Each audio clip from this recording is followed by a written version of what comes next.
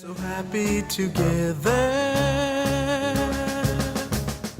Un grand classique de cuisine française dans une version plus rapide, le bœuf carotte minute. J'ai chauffé ma cocotte minute. Je vais mettre un filet d'huile d'olive. Un petit filet généreux. Moi, j'ai des morceaux à bourguignon. Je les assaisonne avec un petit peu de sel.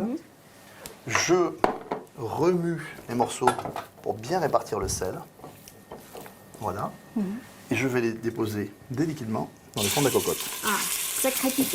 On a un feu vif. Ce qu'on va chercher, c'est à donner de la couleur à la viande. Et c'est ce qui va faire que vous allez avoir un bœuf carotte qui a vraiment du goût. On va pas trop remuer la viande, on va la colorer sur toutes les faces. C'est vraiment très important. Je coupe les carottes, l'oignon en deux, puis après en quatre. Alors, on laisse vraiment des gros morceaux parce que la cuisson va être assez longue. Ma viande est bien colorée sur toutes les faces. J'ajoute les légumes d'un seul coup. On va laisser mijoter sur un feu moyen pendant 5 minutes. Voilà, pour vraiment fixer tous les arômes. Ça fait 5 minutes que ça mijote, ça commence à sentir bon. ouais.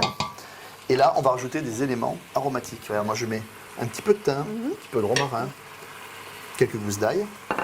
Tu laisses sentir. Ce que j'adore, c'est une petite touche d'orange. Ça va aller très très bien à la carotte, tu vois. Ah, Je mets juste les écorces. un petit peu d'écorce d'orange, juste un petit peu pour parfumer comme ça. Ça donne un goût assez particulier, ce que Voilà. Eh ben écoute, moi j'ai un secret.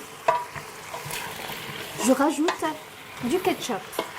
Alors, Voilà, vous savez peut-être pas, mais le ketchup se cuisine très très bien. Il va amener de la couleur à la recette et surtout un petit côté sucré-salé très sympa. Alors maintenant, on va rajouter le bouillon de cuisson, un bouillon de poule ou un bouillon de légumes. là on passe à la phase presque finale. C'est quasiment terminé. Je vais rajouter un petit tour de poivre du moulin, bien généreux. On va refermer la cocotte minute.